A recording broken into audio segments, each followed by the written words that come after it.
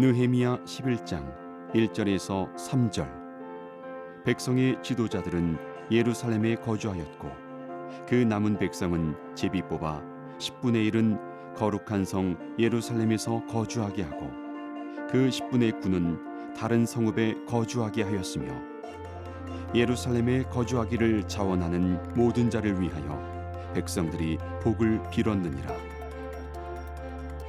이스라엘과 제사장들과 레위 사람들과 느디님 사람들과 솔로몬의 신하들의 자손은 유다 여러 성읍에서 각각 자기 성읍, 자기 기업에 거주하였느니라. 예루살렘에 거주한 그 지방의 지도자들은 이러하니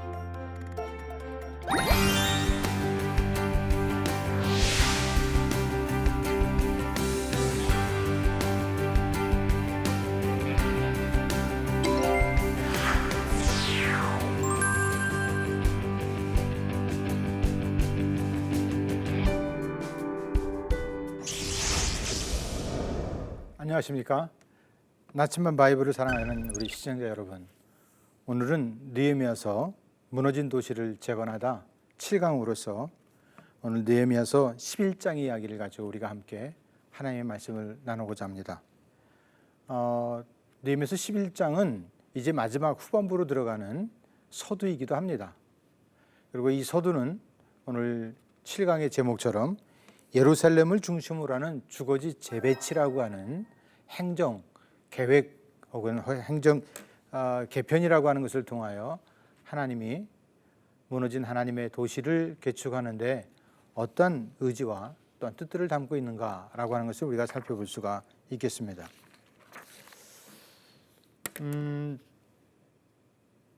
지금까지 하나님께서는 예루살렘 성벽을 재건하신 후에 예루살렘의 신앙을 재건하셨습니다.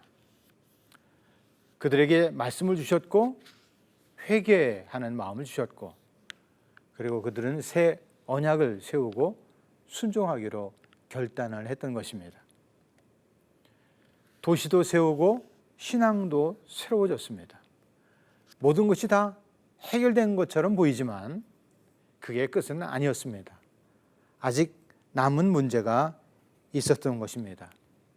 그 문제는 누가 그 예루살렘을 이제 보존하며 지킬 것인가 라고 하는 것입니다. 그래서 느헤미야서의 마지막 부분이라고 할 수 있는 이 세 번째 부분은 공동체 강화를 위하여 느헤미야의 노력을 담고 있는 그의 리더십을 여기서 우리가 좀 더 새롭게 조명해 볼 수가 있습니다.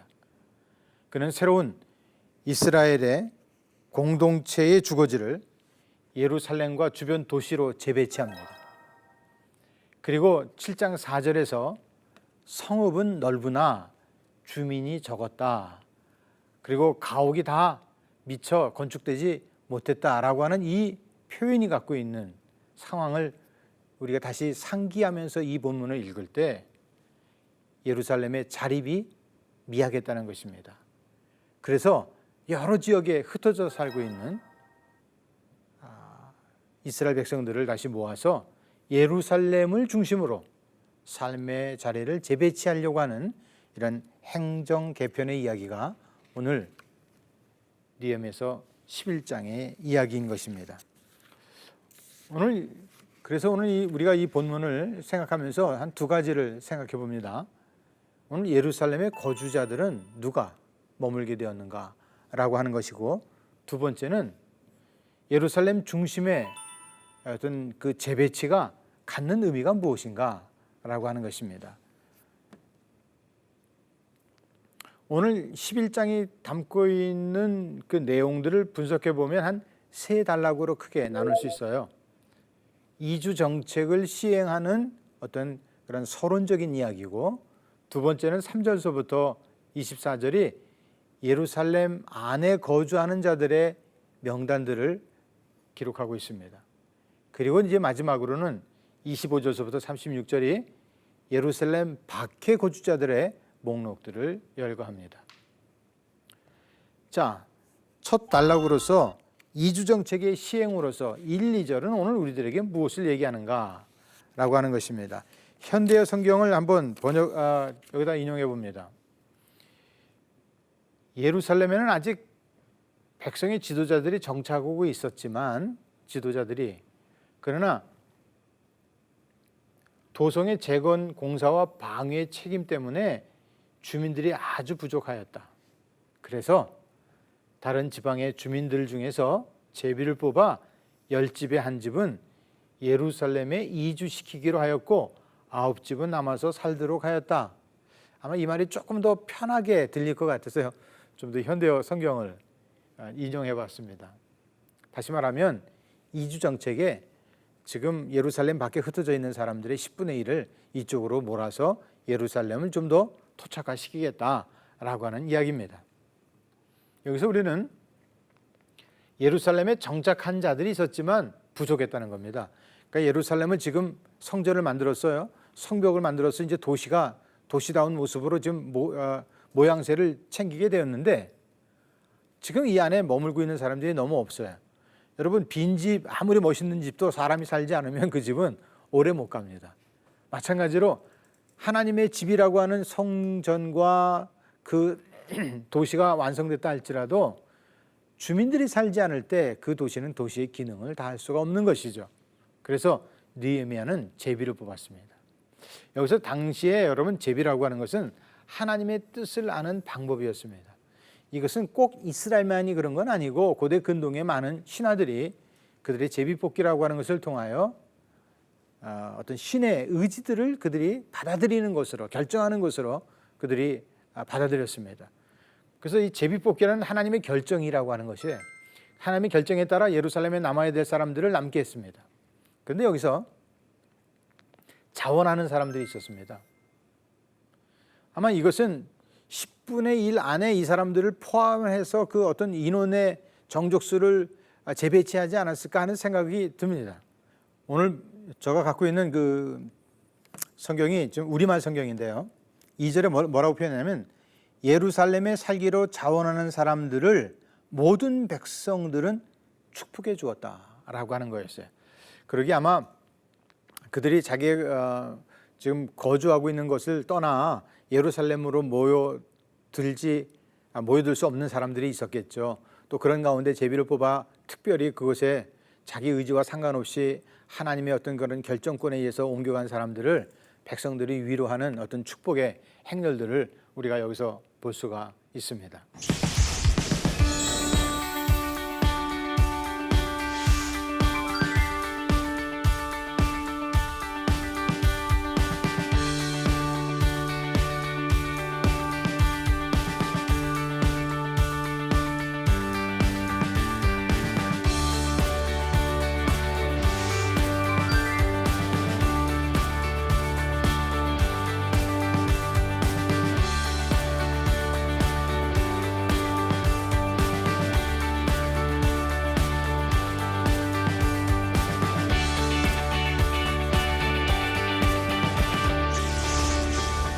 그러면서 이제 3절서부터 24절은 예루살렘 내에 거주하는 사람들의 그 목록들이 등장합니다.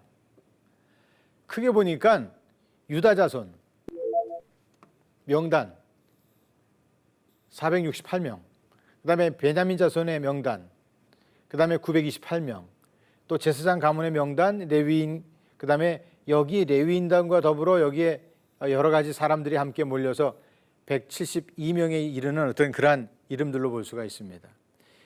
이거는 어떻게 보면 여러분 저는 이거 4단락과 네 번째 단락과 다섯 번째 단락이 우리말 성경에는 분류되어 있지만 그건 하나로 볼 수가 있습니다. 왜냐하면 다 레위 지파가 갖고 있었던 그런 그들의 일상적인 행동들이기 때문에 이것을 하나로 볼 수도 있다라는 생각이 듭니다. 자,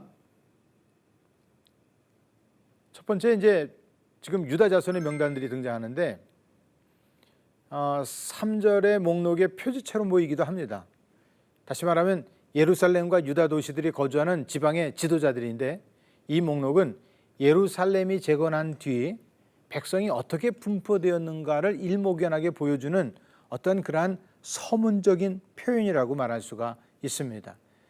근데 이 명단의 마지막 6절 하는 가운데 그 6절에는 뭐라고 얘기했냐면 이들이 다 용사다라고 얘기했는데, 용사라고 하는 원래 원문이 갖고 있는 하일이라고 하는 단어 자체가 다양하게 사용되어져요. 뭐 현명하다라는 말도 이 단어로 사용되어지기 때문에 너무나 광역적인 의미를 담고 있지만, 그러나 여기서 이 명단과 더불어 그 이름을 군사적 용어로 쓰고 있다는 거예요. 다시 말하면 예루살렘에 이렇게 새롭게 인물들을 재배치하는 데에는 무엇보다도 주변국으로부터의 안전을 꾀하기 위한 목적이 있다는 거예요. 왜냐하면 여러분, 지금 여러분이 우리가 제 첫 번째 강의 속에서 여러분에게 한번 말씀드렸습니다만, 이스라엘 지도를 이렇게 놓고 보면 유다가 갖고 있는 데는 이쪽에 사해바다를 기점으로 해가지고 이렇게 되는 지역일 뿐이에요. 나중에 우리가 한번 지도를 보겠습니다만, 여기에 뭐 아시도시라든지, 그 다음에 여기에 사마리아라든지 에돔이라든지 이두메라든지 모압이라든지 하는 사람들이 에워싸고 있기 때문에, 실질적으로 오늘 이 11장에서 열거하고 있는 그 명단과 지역의 촌락들을 쭉 열거해 보면 아주 작은 면적을 갖고 있습니다. 다시 말하면 그 유다, 이것을 갖다 나중에는 이제 페르시아 시대 때는 예후드라고 불렀어요. 이 동네 지역의 그 지명 이름을, 다시 말하면 강원도와 같이 어떤 그 도 이름을 예후드라고 불렀는데, 그 예후드라는 동네 자체가 정말 작은 동네들입니다. 뭐 버스로 1시간 정도면 다닐 수 있는 다 그러한 뭐 지역적인 거리라고 얘기할 수 있죠. 그런 의미 속에서 그들이 지금 주변 그들의 지금 그 첫 번째 성벽을 쌓을 때도 그 막 주변 국가들이 얼마나 모함하고 그들의 또한 그 방해 공작들을 일으켰었습니까? 근데 지금 정작 이제 도시를 만들고 성벽을 만들고, 그래서 예루살렘을 중심으로 해서 유다 왕국이라기보다도 유다의 한 도를 형성하려고 하는데 주변국들이 다 에워싸고 있는 거라. 그래서 지금 예루살렘을 기점으로 해서 그 주변에 있던 행정적 개편들을 그가 시도하고 있는 것이다라고 말할 수 있습니다. 두 번째는 이제 베냐민 자손입니다. 아까 유다와 베냐민 자손이에요. 왜 그러면 사마리아 지역에 살고 있었던 나머지 10지파의 이름들은 안 등장하느냐? 이미 722년에 다 멸망했기 때문에 지금 그들의 회복은 유다 지파를 중심으로 하는 회복이 돼요. 그러다 보니까 다분히 그들의 행정 지역도 유다 사람들이 머물고 있었던 작은 남쪽의 그런 구석진, 그런 뭐 지역이라고 이렇게 밖에 얘기할 수가 없는 것이죠. 여기에는 보면 살루, 갑베, 갈레, 그 다음에 요엘, 유다라고 하는 이름을 쓰고 있는데, 여기 특별히 구절에 보면 감독이라는 이름이 나옵니다. 이 감독이라는 이름과 그 다음에 한글 성경에 여러분 개정판에는 버금이라는 단어가 나오는데, 이 버금이 한문으로 보아도 여러분 정말 이해하기 힘들어요. 두 번째 사령관 또는 보조자라고 번역하는 것이 미시나라고 하는 단어를 가장 적절하게 표현할 수 있는 단어라고 말할 수 있습니다. 그런 의미 속에서 오늘 이 두 번째 베냐민 지파의 명단들 가운데 그 이름이 갖고 있는 책임자의 그 뭐 지위를 통해서도 보면, 이것은 단순한 거주민의 이동이 아니라 도시 재건을 강화시키는 편제 정비, 다시 말하면 군사적 정비가 여기에 있다라고 말할 수 있다는 것입니다. 세 번째는 이제 종교적인 이름들을 갖고 있는 그들의 명단이기 때문에, 하나는 행정적인 어떤 그런 강조와 하나는 예배 기능, 즉 그들의 종교 사회잖아요. 종교 사회라는 말은 모든 것이 종교적인 테두리 안에서 사회적 기능이, 정치적 기능이 형성되어진 것을 종교 사회라고 말할 수 있어요. 사회 종교가 아니라. 그런 의미 속에서 두 번째, 그러니까 세 번째, 네 번째에 등장하는 사람들은 다 하나같이 종교적 기능들을 하고 있는 사람들입니다. 그 첫 번째가 지금 제사장 가문의 명단들입니다. 여기 나오는 이름들이 우리가 다 뭐 생소하고 또 혹은 다 이름들을 일일이 다 기억하고 있지 않지만, 1장에서 7장에 예루살렘 성벽이 재건이라면 8장서부터는 예루살렘 백성의 재건을 위한 것이라고 말할 수 있습니다. 그런데 이를 위하여 늘 보면 그 안에 누가 나오냐면 레위 지파와 제사장들이 나옵니다. 그 모든 개혁의 그 중심 안에는, 혹은 그것이 어떤 행정적이든 군사적이든 그 중심 안에는 제사장들이 이런 전략의 어떤 중심에 서 있다라는 이야기를 전해드리고 싶습니다. 또 에스라 2장 36절 39절에서 언급되는 4개의 제사장 가문 중 하림 가문이 누락되었습니다. 많은 학자들은 또 이 얘기를 뭐라고 얘기하냐면 편집 과정 속에서 누락이다 이런 얘기를 하지만 헌신 또는 제비뽑기에서 누락된 것으로 우리가 봐야 되는 것입니다. 그래서 이것은 이쪽의 텍스트의 어떤 그런 명단이 다르고 이쪽 텍스트의 명단이 다를 때 그것은 그 이유가 그 본문이 안고 있는 상황을 고려해 봐야 돼요. 그래서 본문은 늘 보면 같은 이름이 등장하더라도 그 이름이 어떤 상황에 드러나고 있는 이름들인가라고 하는 것을 통하여 어떤 그 본문의 그 의미들을 더 우리가 깊게 살펴봐야 된다는 것입니다. 따라서 오늘 에스라 2장과의 차이가 있던 것은 왜 차이가 있느냐? 여기는 제비뽑기에서 뽑혀진 이름들이기 때문에 그 이름들의 명단이 아무래도 차별화될 수밖에 없는 것이다 라는 얘기입니다. 한편 제사장은 대제사장을 도와서 여러 제사들을 집행하는 역할들을 합니다. 그 외에도 공동제사가 아닌 많은 제사들을 직접 관장하는 것입니다. 그래서 이 사람들을 일찍이 이사야에서는 뭐라고 하냐면 하나님의 봉사자라고 표현합니다. 귀한 자의 명단에서도 제사장들의 목록이 갖고 있는 그 의미는 그들이 이런 하나님의 봉사자로서 하나님의 회복케 하심을 깨닫게 하는 그런 하나님의 사역자들로서의 굉장한 그들의 위치가 있기 때문이라고 말할 수가 있습니다. 아울러 그 다음에 등장하는 것은 레위 가문의 명단들입니다. 레위 가문들을 아까 우리가 그 사람들의 어떤 그런 기능적인 것들을 본다 그러면 말씀 인도자 또 혹은 문지기 노래하는 자 이런 등등의 것으로서 레위인들의 그 기능적인 분류가 등장하고 있는 것을 볼 수가 있습니다. 레위인들은 우리가 잘 알듯이 그들의 기업을 갖고 있지 않습니다. 여러 지파 속에 흩어져 살고 있었습니다. 그래서 그들은 다양한 기능들을 냈어요. 그 기능이 뭔가 말씀의 인도자 또는 감사의 말씀을 그들에게 가르치기도 하고 또 그들에게 어떤 예배의 기능의 문을 닫기도 하고 열어주기도 하는 어떤 그러한 어떤 그 관리자들 그리고 또 어떤 찬양의 리더들을 하고 있는 그런 기능으로서 다양한 역할들을 맡고 있었다라고 말할 수가 있습니다. 레위인들의 등장은 여러분 창세기에서 보면 또 혹은 출애굽기에서 보면 신앙의 정결을 위한 군사적인 역할을 합니다. 그러다가 예배 기능이 발달되어지는 즉 성막이나 성전이 생겨진 다음서부터는 예배의 각종 성전에 봉사하는 그러한 기능자들로서 그 레위인들이 제사장과는 다르지만 그렇다고 제사장과 레위인들이 다른 집단은 아니에요. 그래서 여러분 조금 더 우리가 이 레위라는 이름과 제사장이라는 이름을 같이 놓고 한번 이게 그 성구사전을 찾아보면 같이 병행하는 경우들이 아주 많이 나타납니다. 즉 예배의 기능을 돕는 자들이다 이런 얘기입니다. 그리고 그들의 기능은 성전 안에서 관장하는 모든 일들을 제반적인 일들을 섬기며 봉사하는 사람들이다라고 얘기할 수가 있습니다. 그 다음에는 이제 여러분 크게 25절에서부터 36절이 예루살렘 외에 머무는 자들의 이름들을 기록하고 있습니다. 첫째는 예루살렘 외의 그 거주자들로서 크게 나눈다면 유다 자손의 거주지의 명단이 나오고 베냐민 자손들 지파라기보다도 자손들의 거주지의 명단들이 등장합니다.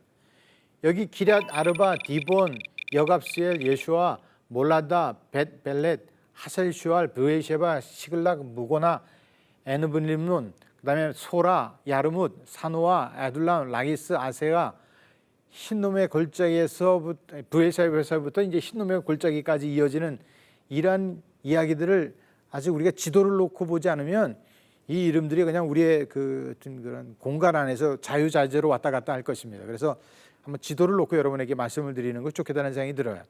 두 번째는 베냐민 지파의 그런 열거되어 있는 15개의 성읍 혹은 촌락들을 또 혹은 19개라고 할 수 있는데 이런 촌락들을 우리가 살펴보면 과연 그들이 우리가 생각하는 그런 거대한 집단이 아니라는 것을 알게 되어져요.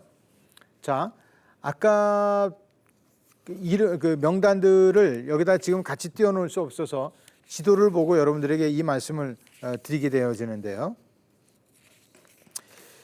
여기 지금 기럇 아르바라고 하는 의미는 아무리 봐도 여러분이 그 성경에 여기를 갖다가 헤브론 지파가 살던 헤브론 땅을 얘기해요. 그래서 지금 이쪽 지역을 얘기하고 있습니다. 남쪽이죠. 그 다음에 등장하는 디본, 디본이 이 밑에 쪽으로 있었을 거예요. 그 다음에 여갑스엘, 그 다음에 예슈아, 그 다음에 몰라다, 벳벨렛, 도시들이 다 여기 남쪽 그 여기가 이제 부엘셰바라고 하는 동네인데 지금 잘려 있습니다. 그래서 부엘셰바를 중심으로 해가지고 헤브론으로 가는 그 요 도로인데요. 이게 예루살렘까지 이어지는 도로인데 이 도로 속에 있는 도시들이에요. 여기에 왜 이제 뭐 드고라든지 베들레헴이라든지 하는 데는 왜 안 나오는지 잘 모르겠어요. 그러니까 다시 말하면 이제 3차 포로들이 돌아와서 1차 포로에서부터 이제 정착하고 있던 사람들이 있었겠죠. 그러나 그 숫자들이 이렇게 많지 않았고 지역적인 어떤 그 좀 뭐 그 환경 속에서 볼 때 그들은 이렇게 도로변을 중심으로 해가지고 예루살렘에 이어지는 그러한 지역에 분포되어 있다라는 것을 우리가 한번 생각해 볼 수 있습니다. 그 다음에 등장하는 우리가 알고 있는데 부엘셰바가 여기 있었고요. 그 다음에 시글락이 여기 있습니다. 시글락이 여기냐 아니냐라고 하는 것은 여기 지금 물음표가 있기 때문에 그 정확성을 조금 우리가 말할 수는 없지만 그 이유는 여러 가지 성경에 나와 있던 이야기들과 그 주변의 환경들을 볼 때 여기서부터 멀지 않다라고 하는 것을 우리가 알 수 있어요. 라기스가 여기 있고요. 그 다음에 마레사가 있고요. 아세가가 있고 소라가 있고요. 기럇 여아림이 여기 있습니다. 또 야르목이 있고 그일라, 아둘람 다 보니까 어디냐면 여기를 우리가 일명 여기를 이제 우리가 평면도로 보면 이렇게 돼요. 여기가 지금 동쪽이에요. 그리고 사해바다가 있는데 굉장히 낮은 지역이에요. 그리고 여기가 이제 지중해가 있어요. 요렇게 중턱에 있는 지역이 바로 이 지역들입니다. 그러니까 이 밑에 지역은 바닷가 쪽인데 블레스 사람들이 갖고 있었죠. 아시도이시라고 하는 이름으로 이 시대 때는 이 지역 사람들을 불렀어요. 그리고 그 다음에 등장하는 베냐민 자손의 명단들이 31절서부터 36절에 나오는데 거기 보면 게바, 믹마스, 아야, 베델 그래서 뭐 게바, 아야, 믹마스, 뭐 게바, 그다음에 미스바, 베델 이런 이름들이 다 여기에 있어요. 여기. 그리고 유다 지역이 여기고요. 그리고 이쪽으로부터는 사마리아 지역들입니다. 이 밑에는 아시도 지역들이고. 그러니까 이스라엘 그리고 이두메가 여기까지 들어와서 살았어요. 이쪽 그러니까 아까 전 시간에 얘기했던 것처럼 이스라엘이 지금 들어와서 정착하는 데는 이쪽으로는 바다고 낭떠러지기 때문에 이쪽은 거주할 수도 없고 거의 지금 산악을 중심으로 해가지고 요 중턱에 이르는 쉐펠라 지역이라고 하는 성경에는 이제 평지라고 번역을 했습니다만 이쪽 지역에 아마 흩어져 살고 있었다라고 말할 수가 있습니다.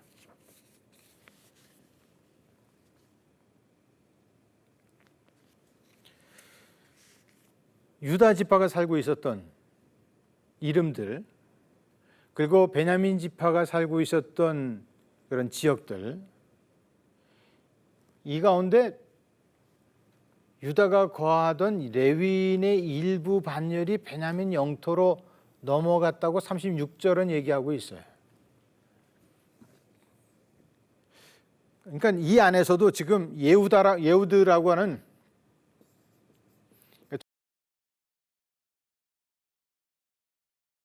이 지역을 이렇게 유다 사람들과 베냐민 사람들로 이게 둘로 나눠져 있었다 이런 얘기입니다. 이들은 예루살렘을 중심으로서 재배치되어지는 새로운 공동체 명단에 유독 왜 유다와 베냐민 지파의 이름과 그 도시들만 나왔을까요? 네, 이미 북쪽은 사라진 지 오래되어졌고 남쪽 유다를 중심으로 한 지파들만 남게 되었다라고 하는 것을 우리는 여기서 엿볼 수가 있고, 또 그러면 하나님의 그 백성들은 유다 지파와 베냐민 지파만이 옛 이스라엘의 계승자로서 합법성을 지금 이어가고 있다. 합법적인 어떤 정통성을 이어가고 있는 이름들이 되고 있다라고 하는 것입니다. 이렇게 예루살렘을 중심으로 이스라엘 백성의 삶의 자리를 재배치한 사건을 기록하고 있는 것은 언약 성취의 과정이었어요. 왜요? 그것은 다윗 왕에 의해서 점령되고 그 후에 성전이 건축되어지면서 이스라엘의 정치, 사회, 경제 이 모든 것들의 중심지였습니다. 이런 맥락에서 볼 때 영토에 대한 제표는 하나님의 은혜와 더불어 무너졌던 이스라엘을 다시 번성케 하시는 회복의 역사인데, 그 회복의 역사는 그 중심이 언약의 근거. 그래서 아까 우리가 지난주에 그 언약의 그 강조점이 바로 그러한 그 밑 베이직을 깔고 있다라고 이렇게 얘기할 수 있겠습니다. 느헤미야는 예루살렘 성벽만 건축한 것이 아니었습니다. 그의 비전은 단지 돌로 된 건축물을 세우는 것이 아니라 예루살렘을 다시 하나님의 도성으로 회복하는 것이었습니다. 따라서 하나님의 백성이 그 성에 거하여야 하기 때문에 사람들에게 동기를 부여했고 지도자들을 권면하여 새 예루살렘에 정착하게 됐던 것입니다. 자, 오늘의 우리 강의를 한번 정리해 봅니다. 무너진 도시, 하나님의 도성의 영광을 회복하는 것이 우리의 삶의 소명, 하나님의 우리를 부르신 콜링이 되어지고 이것을 이루는 사명자가 되어야 되겠다라고 하는 것입니다. 또 한 가지는 무너진 도시를 재건하는데 그 성취도와 완성도는 자발적 헌신자들에 의해 달려져 있다 이런 거예요. 자발적 헌신. 그 자발적 헌신은 결국 스스로 자기가 가난과 고난을 자처하는 사람들에 의해서 하나님의 나라의 완성도를 높여갈 수 있다라고 하는 것입니다. 오늘 11장을 중심으로 해가지고 예루살렘을 중심으로 주거지의 그 재배치도가 어떤 하나님 나라를 이루어가는 과정의 역사인가를 우리가 살펴보았습니다. 다음 주에는 이제 이것을 기점으로 해가지고 이제 다시 조금 더 이어가는 제사장과 레위 사람들의 이야기와 더불어 예루살렘 그 성벽의 봉헌식을 갖습니다. 성전이 아닌 성벽의 봉헌식을 통하여 그들은 무너진 도시 그 재건에 어떠한 그들의 헌신과 각오를 다짐하는지를 우리가 살펴보기로 하겠습니다. 감사합니다.